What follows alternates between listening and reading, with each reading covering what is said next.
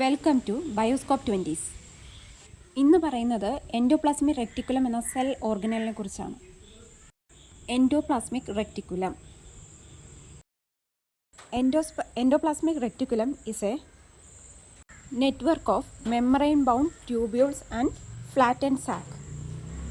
അതായത് endoplasmic reticulum എന്ന് പറയുന്നത് യൂക്കാരിയോട്ടിക് സെല്ലിലെ സൈറ്റോപ്ലാസത്തിൽ കാണപ്പെടുന്ന ഒരു സെൽ ഓർഗനലാണ് അല്ലേ. പ്രോകാരിയോട്ടുകളിൽ ഇങ്ങനെയുള്ള സെൽ ഓർഗനൽസ് ആബ്സെൻ്റ് ആണ്. യൂക്കാരിയോട്ടിൽ കാണപ്പെടുന്ന ഒരു സെൽ ഓർഗനലാണ് സൈറ്റോപ്ലാസത്തിൽ കാണുന്നതാണ് എൻഡോപ്ലാസ്മിക് റെക്ടിക്കുലം. എൻഡോപ്ലാസ്മിക് റെക്ടിക്കുലം ന്യൂക്ലിയസിനടുത്തായിട്ട്, അതായത് ന്യൂക്ലിയർ എൻവലപ്പിനോട് ചേർന്ന് തന്നെ കാണുന്ന ഒരു സെൽ ഓർഗനലാണ്. ഇത് ഒരു നെറ്റ്വർക്ക് പോലെ മെംബ്രെയിൻ ബൗണ്ട് ആയിട്ടുള്ള ട്യൂബ്യൂൾസും ഫ്ലാറ്റൻഡ് ആയിട്ടുള്ള സാക്സും കാണാൻ പറ്റും. ഇതിനെയാണ് സിസ്റ്റേർണ എന്ന് പറയുന്നത്. ഇത്രയും മനസ്സിലാക്കുക. സൈറ്റോപ്ലാസത്തിനകത്ത് യൂക്കാരിയോട്ടിക് സെല്ലിലാണ് കാണുന്നത്. ന്യൂക്ലിയർ എൻവലപ്പിനോട് കണ്ടിന്യൂസ് ആയിട്ടൊരു നെറ്റ്വർക്ക് പോലെയാണ് കാണാൻ കഴിയുക.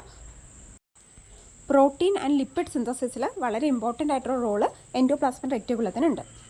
There are 2 types of endoplasmic reticulum. 2 type endoplasmic reticulum ഉണ്ട്.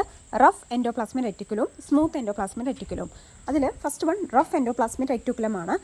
റഫ് എൻഡോപ്ലാസ്മിക് റെക്ടിക്കുലം എന്ന് പറയുന്നത് എന്തുകൊണ്ടാണെന്ന് വെച്ച് കഴിഞ്ഞാൽ ഇതിൽ റൈബോസോമുകൾ ഈ എൻഡോപ്ലാസ്മിക് റെക്ടിക്കുലത്തിൻ്റെ സർഫസിൽ അറ്റാച്ച് ചെയ്ത് കാണുന്നതുകൊണ്ടാണ് അതിനെ റഫ് എൻഡോപ്ലാസ്മിക് റെക്ടിക്കുലം എന്ന് പറയുന്നത്.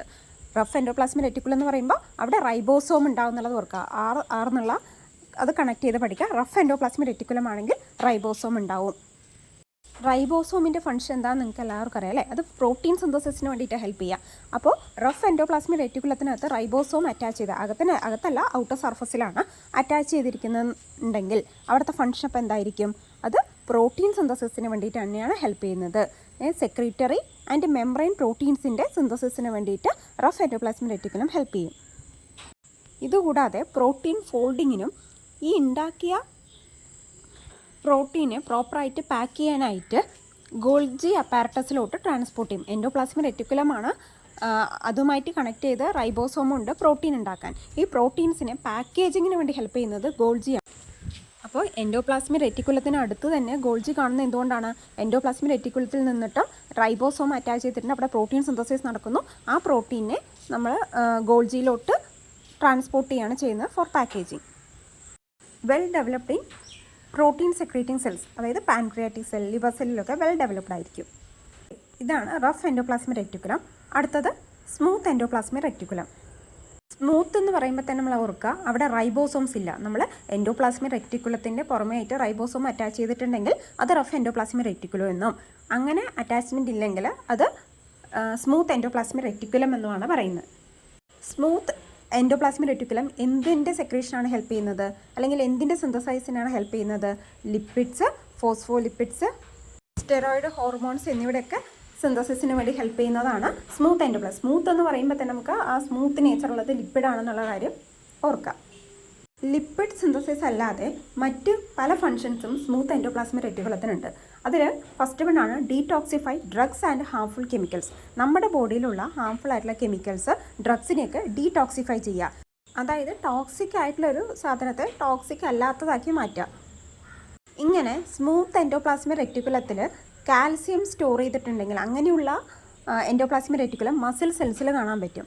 ഇതിനെയാണ് സാക്രോപ്ലാസ്മിക് റെറ്റിക്കുലം എന്ന് പറയുന്നത്. മസിൽസിൽ കാണുന്നത് എന്താണ്? സാക്രോപ്ലാസ്മിക് റെറ്റിക്കുലം. അടുത്തത് മോർഫോളജിക്കലി ഇതിന് 3 ഡിഫറെൻറ്റ് ഫോംസിൽ കാണാൻ പറ്റും. അതായത് അതിനെ കാണുന്നതിൽ 3 ഫോമിൽ നമുക്ക് കാണാൻ പറ്റും. First one lamella. ലാമെല്ല എന്ന് പറയുമ്പോൾ തന്നെ നിങ്ങൾക്ക് മനസ്സിലായിട്ടുണ്ടാകും അത് പാരലലായിട്ട് കാണുക, സ്റ്റോക്ക് പോലെ ഇങ്ങനെ പാരലലായിട്ട് കാണുന്നതാണ് ലാമെല്ല എന്നുള്ളത് ഉദ്ദേശിക്കുന്നത്.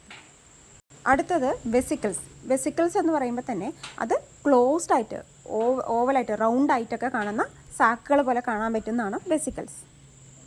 അടുത്തത് tubules.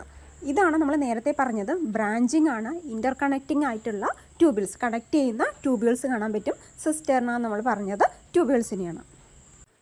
These tubules active in the synthesis of steroids. Steroid hormones ഉണ്ടാക്കുന്ന പറഞ്ഞില്ലേ, അതിൻ്റെ സിന്തസിസിൽ വളരെ ആക്റ്റീവായിട്ട് ഇൻവോൾവ് ആവുന്നതാണ് ട്യൂബ്യൂൾസ്. ഇനി അതിൻ്റെ സ്ട്രക്ചറിലോട്ട് വരികയാണെങ്കിൽ എൻഡോപ്ലാസ്മിക് റെറ്റിക്കുലം ലിപ്പോപ്രോട്ടീൻ കമ്പോസിഷൻ, അതായത് ലിപ്പിഡും പ്രോട്ടീനും അടങ്ങുന്ന ഒരു ബൈലെയർ ആയിരിക്കും എൻഡോപ്ലാസ്മിക് റെറ്റിക്കുലത്തിൽ കാണുക. ഫ്ലൂയിഡ് മൊസൈക്ക് ഓർഗനൈസേഷൻ, അതായത് മൊസൈക്ക് ആയിട്ടുള്ള നമ്മൾ പ്ലാസ്മ മെമ്മറിയൊക്കെ പഠിക്കുന്ന പോലെ ഒരു മൊസൈക്ക് ആയിട്ടുള്ള ഓർഗനൈസേഷൻ ആയിരിക്കും എൻഡോപ്ലാസ്മിക് റെക്ടിക്കുലത്തിൽ കാണുന്നത്. ഈ മൊസൈക്ക് ആയിട്ടുള്ള പാറ്റേൺ കാരണം പ്രോട്ടീൻസ് ലാറ്ററൽ മൂവ്മെൻറ്റിന് വേണ്ടിയിട്ട് ഹെൽപ്പ് ചെയ്യുന്നുണ്ട്. ഇത്രയും മനസ്സിലാക്കുക. എൻഡോപ്ലാസ്മിക് റെക്ടിക്കുലത്തിനകത്ത് അതിൻ്റെ സ്ട്രക്ചർ അതുണ്ടാക്കിയിരിക്കുന്നത് ലിപ്പിഡ് കൊണ്ടും പ്രോട്ടീൻസ് കൊണ്ടാണ് മെയിനായിട്ട്. ലിപ്പിഡും പ്രോട്ടീനുമാണ് കാണുന്നത്. അതിൽ വേറൊരു ഘടകം കൂടി ഉണ്ട്, അതാണ് കൊളസ്ട്രോൾ.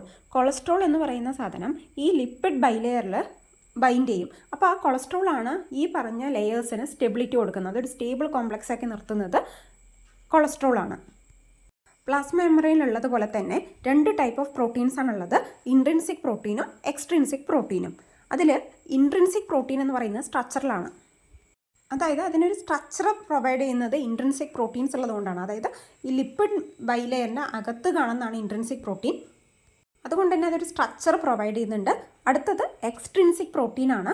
അത് എൻസൈമാറ്റിക് ആയിട്ടുള്ള റോൾസ് ആണ് ചെയ്യുന്നത്, എൻസൈമാറ്റിക് ആക്ടിവിറ്റീസ് ആണ് ചെയ്യുക. അത് ലിപ്പിഡ് ബൈലെയറിന് പുറത്ത് കാണുന്നു. അടുത്തത് functions of endoplasmic reticulum. First function നമുക്കറിയാം, പ്രോട്ടീൻ സിന്തസിസ് അല്ലേ. എൻഡോപ്ലാസ്മിക് റെക്ടിക്കുലത്തിൽ റഫ് എൻഡോപ്ലാസ്മിക് റെക്ടിക്കുലം എന്ത് ചെയ്യുന്നു? പ്രോട്ടീൻ സിന്തസിസിന് വേണ്ടി ഹെൽപ്പ് ചെയ്യുന്നുണ്ട്. അടുത്തത് ലിപ്പിഡ് ആൻഡ് സ്റ്റെറോയിഡ് സിന്തസിസ് അല്ലേ. ലിപ്പിഡ് സിന്തസിസ് ചെയ്യുന്ന ആരാ? Smooth endoplasmic reticulum. അടുത്ത intracellular transport of materials. നമ്മൾ പറഞ്ഞു മെറ്റീരിയൽസ്, അവിടെ ഉണ്ടാക്കിയ മെറ്റീരിയൽസ് ഗോൾജിയിലോട്ടൊക്കെ ട്രാൻസ്പോർട്ട് ചെയ്യുന്നുണ്ടെന്ന് പറഞ്ഞു. അതിന് വേണ്ടി ഹെൽപ്പ് ചെയ്യുന്നുണ്ട്. പിന്നെ detoxification of drugs and toxins. നമ്മൾ പറഞ്ഞു ടോക്സിൻസിനെ ഡീടോക്സിഫൈ ചെയ്യുന്നുണ്ട്. കാൽസ്യം അയൺ സ്റ്റോർ ചെയ്യുന്ന എവിടെയാണ്? സാക്രോപ്ലാസ്മിക് റെറ്റിക്കുലം. അതുപോലെ തന്നെ സെൽ മെമ്മറൈൻസ് ഫോം ചെയ്യുന്നുമുണ്ട്. ക്ലാസ് മനസ്സിലായിട്ടുണ്ടെങ്കിൽ ബയോസ്കോപ്പ് 20s എന്ന ഈ ചാനൽ ലൈക്ക് ചെയ്യുക, ഷെയർ ചെയ്യുക, സബ്സ്ക്രൈബ് ചെയ്യുക. താങ്ക്